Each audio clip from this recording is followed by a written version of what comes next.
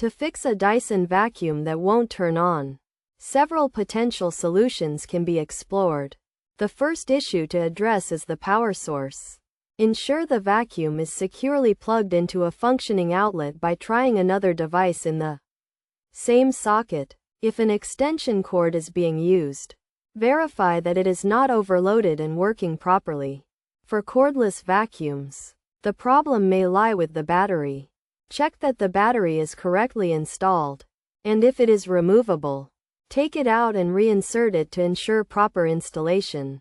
Then, assess the battery's charge level. If it's low, charge it accordingly. If the battery is old or can no longer hold a charge, consider replacing it. Another possible cause is that the vacuum has overheated, triggering a thermal cutout. To reset this, power down the vacuum, unplug it, and allow it to cool down for at least an hour. After this cooling period, plug the vacuum back in and turn it on. By following these steps, it should be possible to resolve the issue and get the Dyson vacuum up and running again.